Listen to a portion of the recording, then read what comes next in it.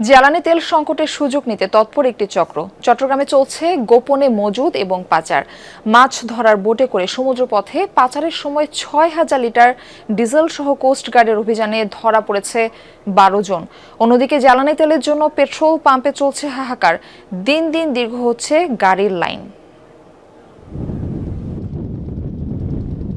দূর থেকে দেখে সাধারণ ফিশিং বোট মনে হলেও এফবি তীর্থ নামে এই বোটে মাছ ধরার আড়ালে চোরাই পথে মিয়ানমারে পাচারের উদ্দেশ্যে অবৈধভাবে মজুত করা হয়েছে জ্বালানি তেল। ভোরে চট্টগ্রাম বন্দর বহির্নোঙরে কোস্টগার্ডের অভিযানে ধরা পড়ে ৬,২৪,০০০ টাকা মূল্যের ৬,০০০ লিটার ডিজেল, ৬টি গ্যাস ভর্তি সিলিন্ডার, নগদ ১৫,০০০ টাকা সহ ১২ জন। এর মধ্যে ৮ জনই রোহিঙ্গা।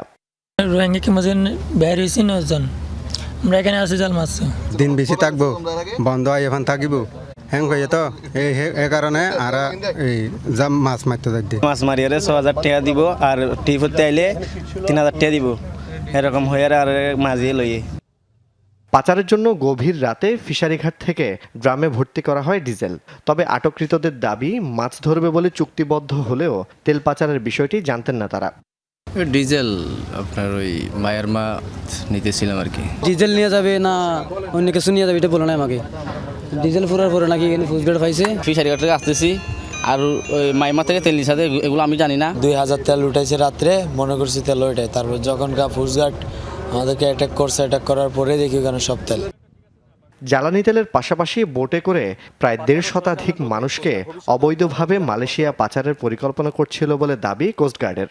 এই বোটকে ব্যবহার করে মানব পাচারকারীরা আনুমানিক ১৫০ থেকে ২০০ জনকে মালয়েশিয়া পাচারের পরিকল্পনা করেছিল বলে জানা যায়। সফল অভিযানের কারণেই মানব পাচারকারীদের এই অপচেষ্টা নস্যাৎ করে দেওয়া সম্ভবপর হয়েছে।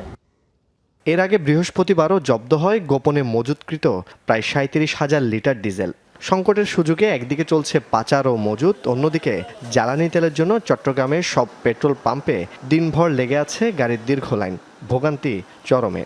পরিস্থিতি খুব ভয়াবহ, আমরা তেলের জন্য খুব কষ্ট পাচ্ছি। সরকার বলতেছে তেল আছে, বাট আমরা দেখতেছি পাম্পে এসে তেল নাই। ৫০০ টাকা করে দিয়ে দিলে সব গাড়ি চলে যাবে। ৩ লিটার বা ৫০০ টাকা তেল দিয়ে দিই, তাহলে আমরা সারাদিন আসা লাগে না। ডেলি ৯,০০০ অক্টেনের দরকার, আমরা পাচ্ছি ৪,০০০।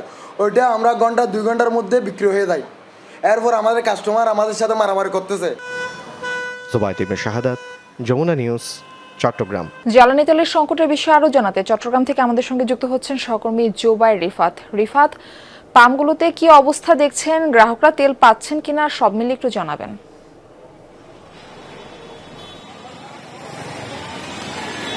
মার্ফি, স্বস্তির কোনো খবর নেই। জ্বালানির যে সংকট সেটি চট্টগ্রামে তীব্র থেকে তীব্রতর হচ্ছে প্রতিনিয়ত।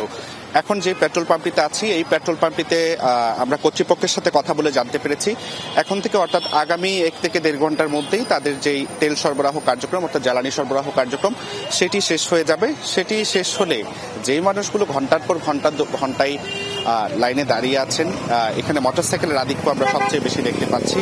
ব্যক্তিগত পরিবহনে রয়েছে ওষুধ সরবরাহকারী বিভিন্ন প্রতিষ্ঠানের গাড়িগুলো, এগুলো কিন্তু আসলে তেল পাবে না এবং মানুষের মধ্যে ইতিমধ্যে ক্ষোভ শুরু হয়েছে এবং বিশৃঙ্খলার পরিস্থিতিও আমরা দেখতে পেয়েছি।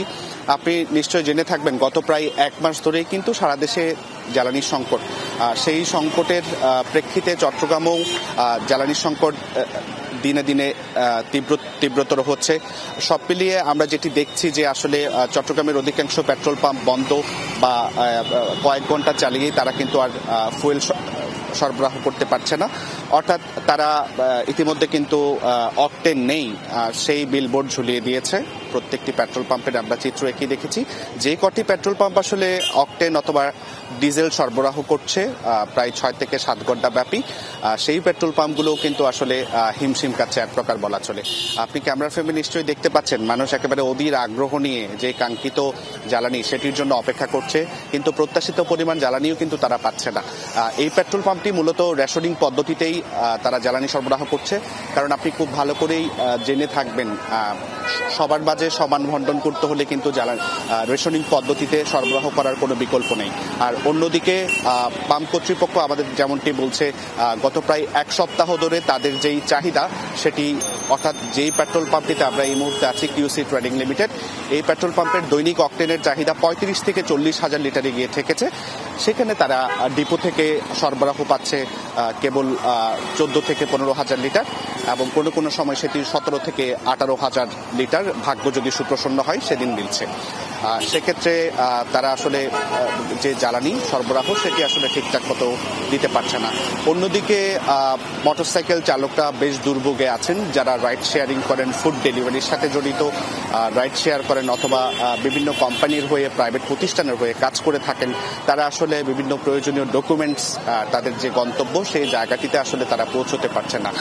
সব মিলিয়ে বেশ বিশৃঙ্খলা অবস্থা দেখা যাচ্ছে। আর প্রত্যেকটি পেট্রোল পাম্পে আমরা দিন যত ঘনিয়ে আসছে তত বেশি দেখতে পাচ্ছি যে বিকেল নাগাদ যে চিত্রটি সবচেয়ে বেশি চোখে পড়ে সেটি হলো ড্রাম এবং বোতল নিয়ে একদল মানুষ ভিড় করছে এবং পাম্প কর্তৃপক্ষ এবং ট্যাগ অফিসার যারা রয়েছেন তারাও কিন্তু বারে বারে চেষ্টা করছেন কিভাবে তাদের নিবৃত করা যায়, কিভাবে তাদের তেল না দিয়ে বুঝিয়ে সুজিয়ে পাঠিয়ে দেওয়া যায়। সেটিতে তারা বারে বারে ব্যর্থ হচ্ছেন এবং এক পর্যায়ে দেখা যাচ্ছে মূলত তাদেরকেও আসলে যে জ্বালানি সেটিও কিন্তু দিতে হচ্ছে। সব মিলিয়ে বলা চলে যে চট্টগ্রামের অবস্থা বেশ নাজুক। পেট্রোল নিতে, জ্বালানি নিতে মানুষের ভিড় দিনে দিনে বাড়ছে। এই ছিল চট্টগ্রাম থেকে আমার কাছ থেকে সর্বশেষ খবরাখবর। মার্ফি। রিফাত, আপনাকে ধন্যবাদ আমাদের সঙ্গে যুক্ত হবার জন্য।